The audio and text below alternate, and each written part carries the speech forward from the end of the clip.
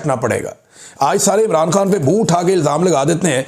ये ज़रा आप स्टेटमेंट तो देखें ना ज़रा, ये ख्वाजा आसिफ साहब का, कि सियासत में बदतमीज़ी और गालम गलोच की रवायत इमरान खान और यूथियों ने डाली है। अब ये यूथिया जो लफ्ज़ है ना, ये मैंने पहली दफ़ा बोला है, क्योंकि ख्वाजा आसिफ जैसे वज़ीर दिफा ने इसको ट्वीट किया है। ये गाली से निकला हुआ है। एक पॉलिटिकल पार्टी के वर्कर को आप गाली के नाम से आप बुला रहे हैं, कितनी बुरी बात है। और मुस्तकबिल में हमारा मुआशरा इसकी भारी कीमत अदा करेगा।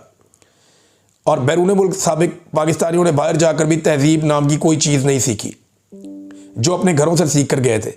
आपको ख्वाजा साहब पता ही नहीं है कि बाहर दुनिया के अंदर लोगों को कितनी आज़ादी है। लोग वहाँ अपने आर्मी चीफ से सवाल कर सकते हैं सड़क पे चलते हुए। लोग अपने वज़रा को अकाउंटेबल कर देते हैं 5 मिनट के अंदर। यहाँ सारा निज़ाम जो है जवाबदेह है। पाकिस्तान के अंदर तो आपके प्रोटोकॉल ही ख़त्म नहीं होते। आम आदमी की एक्सेस आपके दफ्तर तक हो ही नहीं सकती, आपके चपड़ासियों के दफ्तर तक नहीं हो सकती। तो अब ये इस किस्म की बड़ी नफ़रत वाली बातें इसमें लिखी हैं। और जी पीड़ नहीं कर दिया किसी जगह पे, किसी जगह कुछ लिख दिया, किसी जगह गाली वाला लफ्ज़ बोल दिया। ख्वाजा आसिफ ने बड़ा गंद मारा अपने इस ट्वीट के अंदर, बड़ी अजीब अजीब बातें की। अब मैं ज़रा दिखाता हूँ कि ये नफ़रत एक्चुअली फैलाई किसने। ये कहते हैं ना इमरान खान ने नफ़रत की सियासत पाकिस्तान में फैलाई है।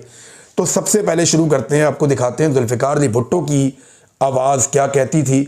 और जुल्फ़िकार अली भुट्टो के अल्फाज में आपको सुनाता हूँ कि उनके अल्फाज किस तरह के थे। उस वक्त तो इमरान खान सियासत में नहीं था। ये सुने आप। ना मंजूर जहन्नम में जाए, सुअर के बच्चे जहन्नम में जाए। ना मंजूर जहन्नम में जाए, सुअर के बच्चे जहन्नम में जाए। मुझे बताएं कि ये गंदा लफ्ज़ पाकिस्तानी अवाम के लिए, पाकिस्तान के शहरियों के लिए क्या इमरान खान ने कभी बोला? क्या इमरान खान भूल कर भी इस तरह का कोई लफ्ज़ इस्तेमाल कर सकता है पाकिस्तानी शहरियों के लिए या एक तबके के लिए या लोगों के लिए? कितनी गलत ज़ुबान जुल्फ़िकार अली भुट्टो ने इस्तेमाल की। तो तब तो इमरान खान ने भुट्टो को सियासत नहीं सिखाई थी। अब ये देखें, असफंदयार वली, ये बाचा खान की औलाद हैं, एम एल वली खान साहब के बड़े हैं। अब इनका आप स्टेटमेंट सुने, क्या इनको भी इमरान खान ने तरबियत दी थी? इधर सुनिए आप ये क्या कह रहे हैं। कुत्ते की वैसी भी उम्र कम होती है, अगर जब कुत्ता पागल है तब तो सब लोगों को निकलना पड़ता है। अब ये पीपल पार्टी कुतिया पागल हो गई है, इसके पीछे निकलना पड़ेगा। कोई तरीका नहीं आपके पास और पूरे कौम को निकलना पड़ेगा, पूरे कौम को निकलना पड़ेगा। आसमान से जिस तरह साहब ने कहा फरिश्ते नहीं उतरेंगे और हम इतने बेहम्मत हैं कि हम बैठे रहेंगे कोई आके और हमारे अपने हकूक दिलवा दे। नहीं, हम अपने हकूक के लिए लड़ने के लिए तैयार हैं। हमने अंग्रेज को बगैर के छोकरी क्या बला है जो हमारा रास्ता रोका, क्या करेगी ये हमारी। ये बेनज़ीर भुट्टो के बारे में है। और ये बात कौन कर रहा है? असफंदयार वली। इनको इमरान खान ने सियासत सिखाई थी या इमरान खान साहब ने इनको ये वाली ज़ुबान सिखाई कि ऐसे बोलो?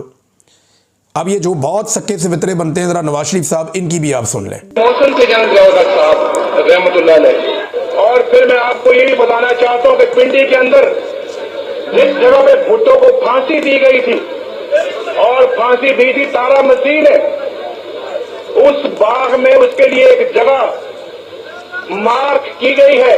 उस बाग पे करोड़ों रुपया खर्च किया जा रहा है। उसमें वो भुट्टो की फांसी से उसको मंसूब किया गया है और उसको गालिबन भुट्टो पार्क रखा जाएगा। हम उसको मकाम इबरत का नाम देंगे कि ये मकाम इबरत है, इससे सबक सीखो। मकाम इबरत। और ये मुकाबला करेंगे जो कहते हैं रात को थोड़ी सी मैं कभी कभी पी लेता हूं, उसकी औलाद हमारा मुकाबला करेगी। तो भी मालूम है कि 2 महीनों के बाद 3 महीनों के बाद पता नहीं उनको तनख्वाह मिलेगी या नहीं मिलेगी। ये आलम हो चुका है क्योंकि सारा पैसा तो खा गया जरदारी।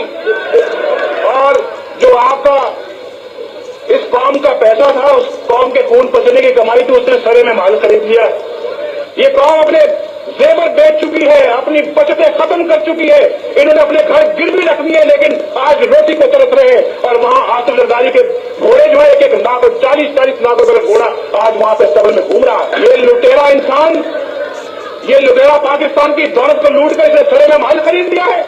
मेरा नाम भी नवाज शरीफ नहीं, उसने उसको नीलाम करके उसकी तमाम दौलत। लो जी, ये शहबाज शरीफ ने भी कहा था कि जरदारी का पेट फाड़ के पैसे निकाल के अवाम के कदमों में निछावर कर देगा। जरदारी को लाड़काना और लाहौर की सड़कों पे भी शहबाज शरीफ ने घसीटना था। ये इनकी ज़ुबानें इमरान खान साहब की सियासत से पहले की हैं, उसके बाद की नहीं है। ख्वाजा आसिफ साहब जो ये ट्वीट कर रहे हैं, जरा उनकी ज़बान मुलाहिदा फरमा लीजिए कि औरतों को वो गार्बेज यानी गंद कह रहे हैं, औरतों को असेंबली के अंदर खड़े होकर। सुने जरा। अखलाक बाख्ता औरतों को जो है चेस्टिटी के ऊपर जो है लेक्चर देने की जरूरत नहीं होती। पहले अपना दामन देखें, उसके बाद पाक दामनी के ऊपर हमें लेक्चर दें। बाकियात रह गई हैं उस शख्स की जिसने चीफ ऑफ स्टाफ को अपना बाप कहा था। ये बाकियात है, खंडरात है उनके। जनाब स्पीकर, ये खंडरात है उनके, ये उनका कूड़ा करकट बाकी रह गया हुआ है। ये लफ्ज कूड़ा करकट जो है वो मैं एक्सपंज करता हूं। गार्बेज रह गया हुआ है उनका यहाँ पे, which has to be cleaned। आज उसको अदालतों में पेश होने की जरूरत नहीं है। अपने वर्करों को कैद करवा के खुद चूहे की तरह छुपता फिरता है।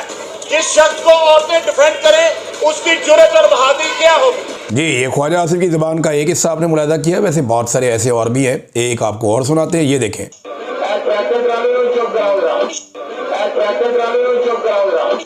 अंदाज़ा करें एक रुकन असेंबली को ये किस अल्फाज में मुखातिब कर रहे हैं। क्या ये भी इनको इमरान खान ने सिखाया था? अभी तो मैंने आपको MQM पीपल्स पार्टी और PMLN की वो वाली लड़ाइयाँ नहीं सुनवाई जो इमरान खान साहब की सियासत का उरूज आने से पहले ये एक दूसरे के साथ लड़ते थे, और उसके अंदर जो ये घटिया ज़ुबान इस्तेमाल करते थे, क्या वो भी इनको इमरान खान ने सिखाई थी? ये ना मसला ये है कि ये सारे आपस में गंदी ज़ुबानें बड़े लंबे अरसे से इस्तेमाल कर रहे हैं। बेनज़ीर की गंदी फ़ोटो में फेंक दी, कभी फातिमा जना की बेहुरमती कर दी, कभी बेनज़ीर की जो बेहुरमती कर दी, कभी बेनज़ीर की वालदा की कर दी, कभी नून लीग की कर दी। ये एक दूसरे को गंद मारते रहे, हमेशा ये गंद मारते रहे एक दूसरे को।